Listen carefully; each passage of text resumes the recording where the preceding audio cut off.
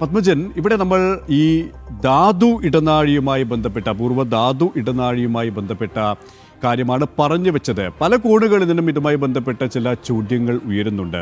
കാരണം കേരളത്തെ സംബന്ധിച്ചിടത്തോളം ഇത്രത്തോളം ഹൃദ്യമായി ചേർത്ത് പിടിക്കുന്ന പല പ്രഖ്യാപനങ്ങളും ഉണ്ടാകുന്നില്ല എന്ന് തോന്നിപ്പിക്കുകയാണ്. പക്ഷേ പല മേഖലകളിലും, പ്രത്യേകിച്ച് കാർഷിക മേഖലയൊക്കെ എടുത്തു കഴിഞ്ഞാൽ യുവത്വത്തെ അഡ്രസ്സ് ചെയ്യുന്ന ബഡ്ജറ്റ് ആ രീതിയിൽ നോക്കുമ്പോൾ എല്ലാ മേഖലകൾക്കും എല്ലാ സംസ്ഥാനങ്ങൾക്കും എന്തൊക്കെയാണോ കൊടുത്തിരിക്കുന്നത്, എന്തൊക്കെയാണോ പറഞ്ഞിരിക്കുന്നത്, അതൊക്കെയും കേരളത്തിനും ലഭിച്ചിട്ടുണ്ട് എന്ന കാര്യത്തിൽ ഒരു സംശയമില്ല. പ്രൊമോഷൻ സ്കീം എന്ന് പറയുന്നത് കേരളം അടക്കമുള്ള സംസ്ഥാനങ്ങളിലെ ലക്ഷക്കണക്കിന് കർഷകർക്ക് വലിയ ഗുണം ചെയ്യുന്നതാണ്. കേരളത്തിൽ ഒട്ടേറെ തെങ്ങ് കർഷകർ നമുക്കുണ്ട്.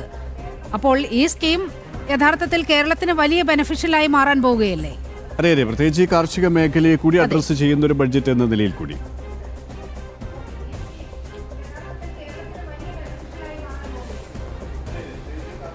തീർച്ചയായും എല്ലാ പദ്ധതികളും രാജ്യത്തുള്ള എല്ലാ വിഭാഗങ്ങൾക്കും ഉപയോഗപ്പെടുത്താവുന്ന രീതിയിലാണ്. നമ്മൾ ഏതൊക്കെ ഉപയോഗപ്പെടുത്തുക എന്നുള്ളതാണ്. ദൗർഭാഗ്യവശാൽ ഇത്തരം പദ്ധതികൾ പലതും നമ്മുടെ സംസ്ഥാനത്ത് നിന്നും വേണ്ടത്ര പ്രയോജനപ്പെടുത്തുന്നില്ല എന്നുള്ളതാണ് ദുഃഖകരമായ വസ്തുത. ഇവിടെ ഈ ധാതുക്കളെ സംബന്ധിച്ചിടത്തോളം അവ വളരെ തന്ത്രപ്രധാനമായിട്ടുള്ള കാര്യമാണ്. ഒന്ന്, ഊർജ വിനിയോഗം, ഊർജ ആവശ്യങ്ങൾ ഭാവിയിൽ, അതും പരിസ്ഥിതി സൗഹൃദമായിട്ടുള്ള ഊർജത്തിൻ്റെ കാര്യത്തിൽ, അതേപോലെ തന്നെ chip manufacturing, semi conductor industry, ഈ മേഖലകളിലെല്ലാം ഈ ധാതുക്കളുടെ പ്രാധാന്യം വളരെ പ്രാധാന്യമുള്ളതാണ്. അത് നമുക്ക് ഈ വിഭവം, നാച്ചുറലായിട്ടുള്ള വിഭവം ഉപയോഗിച്ചിട്ട് ഡെവലപ്പ് ചെയ്യാനൊരു കൊറിഡോർ, അതിൽ ഒറീസ, ആന്ധ്രാപ്രദേശ്, തമിഴ്നാട്, കേരളം, ഈ 4 സംസ്ഥാനങ്ങളിലാണ് ബന്ധപ്പെട്ടിട്ടാണ് ഉണ്ടാക്കിയിരിക്കുന്നത്. ഉപയോഗപ്പെടുത്താവുന്നതാണ്. ഇനി അതുപോലെ തന്നെ 20 ദേശീയ ജലപാതകൾ പ്രഖ്യാപിച്ചിട്ടുണ്ട്. നമ്മെ സംബന്ധിച്ചിടത്തോളം കാസർഗോഡ് മുതൽ തിരുവനന്തപുരം വരെയുള്ള ഒരു ജലപാതയെ പറ്റി നമ്മളൊരു 50 വർഷമായിട്ട് സംസാരിക്കുന്നുണ്ട്. ഇത് നമുക്കൊരു നല്ല അവസരമാണ്. ഈ 20 എണ്ണത്തിൽ ഒന്ന് നമ്മുടെ ജലപാതയായിട്ട് ടേക്കപ്പ് ചെയ്തിട്ട് ഐഡന്റിഫൈ ചെയ്യിക്കുക എന്ന് പറഞ്ഞാൽ കേന്ദ്ര ഫണ്ടിങ്ങിൽ നമുക്കത് പ്രായോഗികമാക്കാൻ പറ്റും എന്നുള്ള ഒരു അവസരമാണ്. മറ്റൊന്ന്, അതിവേഗ റെയിലിനെ പറ്റി പറയുകയുണ്ടായി. സത്യത്തിൽ ശ്രീധരൻ കേന്ദ്ര റെയിൽവേ മന്ത്രിയുമായി ബന്ധപ്പെട്ട് കേരളത്തിന് ഒരു അതിവേഗ റെയിൽ പദ്ധതി പ്രഖ്യാപിച്ചപ്പോൾ അതിനോട് പോസിറ്റീവായിട്ട് റെസ്പോണ്ട് ചെയ്യുകയാണെങ്കിൽ സത്യത്തിൽ അത് ഈ പദ്ധതികളിൽ ഒന്നായിട്ട് നമുക്ക് കിട്ടിയേനെ. അതിന് പകരം കേരള സർക്കാർ മറ്റൊരു പദ്ധതി സ്വന്തമായിട്ട് പ്രഖ്യാപിച്ചതാണോ ഇത് പരിഗണിക്കപ്പെടാതിരിക്കാൻ കാരണമായത് എന്നുള്ളത് നമ്മൾ ചിന്തിക്കേണ്ടതുണ്ട്. ഏത് മേഖലകളിൽ പരിപാടി പ്രഖ്യാപിച്ചു കഴിഞ്ഞാലും നമുക്ക് ഉപയോഗപ്പെടുത്താൻ, ഉദാഹരണത്തിന് മത്സ്യബന്ധനത്തിൻ്റെ ഏരിയയിൽ പ്രഖ്യാപിച്ചിരിക്കുന്നത് കേരളത്തിന് 600 കിലോമീറ്ററോളം കോസ്റ്റൽ ഏരിയ ഉള്ള കേരളത്തിന് ഉപയോഗിക്കാവുന്നതാണ്. ഞാൻ ഇതിലേക്ക് കാണുന്നത് എന്താണെന്ന് വെച്ചാൽ, ഉൽപാദനം, വിതരണം, ഇത് രണ്ടും തുല്യ പ്രാധാന്യമുള്ള ചക്രങ്ങളായിരുന്നാൽ മാത്രമേ വികസനത്തിൻ്റെ വണ്ടി നേരിട്ട് മുന്നോട്ട് പോകുള്ളൂ. കേരളത്തെ സംബന്ധിച്ചിടത്തോളം നമ്മൾ എപ്പോഴും വിതരണത്തിൻ്റെ കാര്യത്തിൽ വളരെ ഒബ്സസ്ഡ് ആണെങ്കിലും ഉൽപാദനത്തിൻ്റെ കാര്യത്തിൽ നമ്മൾ വളരെ പുറകോട്ടാണ്. ഉൽപാദനം മറ്റാരോ ചെയ്യേണ്ട ഒരു കാര്യമാണെന്നും വിതരണം അല്ലെങ്കിൽ അതിൻ്റെ ഉപഭോഗം മാത്രമാണ് നമ്മുടെ ഒരു ഡ്യൂട്ടി എന്നുള്ള ഒരു ചിന്താഗതി നമ്മുടെ വികസന പരിപ്രേക്ഷ്യത്തിനെ വല്ലാതെ ബാധിച്ചിട്ടുണ്ട്. ഇത് കഴിഞ്ഞ ദശാബ്ദങ്ങളായി കേരളത്തിൽ നിൽക്കുന്ന ഒരു വികസന പൊതുബോധത്തിൻ്റെ ഫലമാണ്. ഈ പൊതുബോധത്തിന് മാറ്റം വരുത്തുകയും ഉൽപാദനത്തിൻ്റെ തുല്യ പ്രാധാന്യം നമ്മൾ അംഗീകരിക്കുകയും ചെയ്യണം. ഞാൻ 1-2 ചെറിയ ഉദാഹരണങ്ങൾ പറയാം. ഇന്ത്യയിൽ ഒട്ടാകെ ഉണ്ടാക്കുന്ന അരിയുടെ ഉൽപാദനം 13 കോടി ടണ്ണാണ്.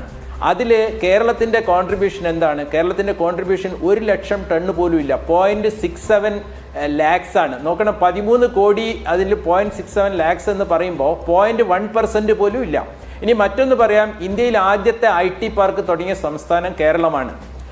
നമുക്കറിയാം തിരുവനന്തപുരത്ത് ടെക്നോ പാർക്ക് തുടങ്ങിയത്. പക്ഷേ ഇന്ന് നമ്മുടെ IT കയറ്റുമതിയുടെ ഒരു ഡാറ്റ ഞാൻ കഴിഞ്ഞ ദിവസം നോക്കുകയുണ്ടായി.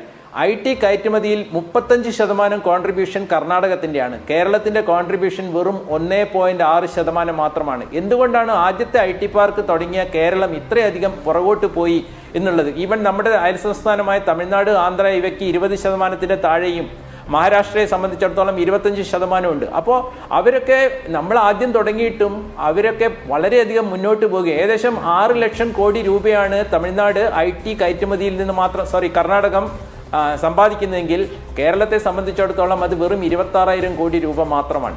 അപ്പോൾ ഉൽപാദന കാര്യത്തിൽ നമുക്കുണ്ടാകുന്ന ആ പിന്നോക്കാവസ്ഥ എങ്ങനെ പരിഹരിക്കാം? ഇതിൽ വിഭവമല്ല പ്രശ്നം എന്നുള്ളത് കൂടി നമ്മൾ മനസ്സിലാക്കണം. കാരണം കേരളീയർ ഗോൾഡ് വാങ്ങിക്കാൻ വേണ്ടിയിട്ട് 1 ലക്ഷം കോടി രൂപയാണ് ഒരു വർഷം ചെലവാക്കുന്നത്.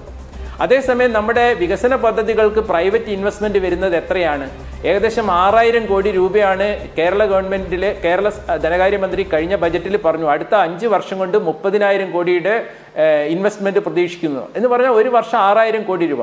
നമ്മൾ ഈ ഒരു വൈരുദ്ധ്യം കാണാതിരിക്കരുത്. ഗോൾഡ് എന്ന് പറഞ്ഞ ഒരു ജഡ നിക്ഷേപത്തിന് 1 ലക്ഷം കോടി രൂപ നിക്ഷേപിക്കാൻ നമ്മുടെ ജനങ്ങളെ കയ്യിലുണ്ടെങ്കിൽ എന്തുകൊണ്ടാണ് അതിനെ വികസനപരമായിട്ടുള്ള നിക്ഷേപമായി തിരിച്ചുവിടാൻ അറ്റ്ലീസ്റ്റ് ഒരു പബ്ലിക് പ്രൈവറ്റ് പാർട്ട്ണർഷിപ്പുകളിലൂടെ നമുക്കതിന് നല്ല മോഡലുകളുണ്ട്. ഉദാഹരണത്തിന് സിയാൽ മോഡൽ. സിയാൽ നമുക്കറിയാം ഗവൺമെന്റിനൊരു ചുരുങ്ങിയ ന്യൂനപക്ഷ ഓഹരി മാത്രമേ ഉള്ളൂ. ജനങ്ങളിൽ നിന്നും മൂലധനം സ്വരൂപിച്ചിട്ടാണ് സിയാൽ നല്ല രീതിയിൽ മുന്നോട്ട് പോകുന്നുണ്ട്.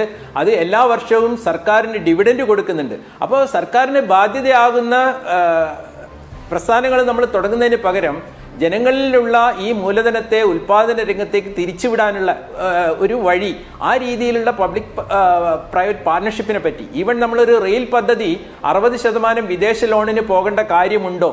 കേന്ദ്ര ഗവൺമെന്റിന്റെ 51% ഓഹരി എടുക്കാമെന്നാണ് ശ്രീധരൻ പറഞ്ഞതെങ്കിൽ അപ്പോൾ വീണ്ടും 60% വിദേശത്ത് ലോൺ വാങ്ങി ചെയ്യുന്ന ഒരു പദ്ധതിയെ പറ്റി കേരള സംസ്ഥാനത്തിന്റെ ബജറ്റിൽ പ്രഖ്യാപിച്ചപ്പോൾ നമുക്ക് ഈ പദ്ധതിയിൽ ഉൾപ്പെടാനുള്ള സാധ്യത കുറയുകയല്ലേ, അത് പോവുകയല്ലേ ഉണ്ടായിട്ടുള്ളത് എന്നുള്ളതാണ്. അപ്പോൾ കേന്ദ്രവും സംസ്ഥാനവും സഹകരിച്ചുകൊണ്ട് മുന്നോട്ട് പോവുക എന്നുള്ള രീതിയിൽ പലപ്പോഴും നടക്കുന്നില്ല. കേന്ദ്ര പദ്ധതികൾ ഒന്നുകിൽ നടപ്പാക്കാതിരിക്കുന്ന അവസ്ഥ കാണുന്നു, അല്ലെങ്കിൽ അത് പേര് മാറ്റി സ്വന്തം രീതിയിൽ. ഇപ്പോൾ കഴിഞ്ഞ വർഷം ഗഡ്കരിജി പ്രഖ്യാപിച്ചതാണ് റോഡ് അപകടങ്ങളിലെ പരിക്ക് പറ്റുന്ന ആൾക്കാർക്ക് 7 ദിവസത്തെ ചികിത്സ. അത് ഇതുവരെ കേരളം നടപ്പാക്കാൻ ഒരു ശ്രമവും നടത്താതെ ഈ ബജറ്റിൽ അത് വേറൊരു പേജിൽ.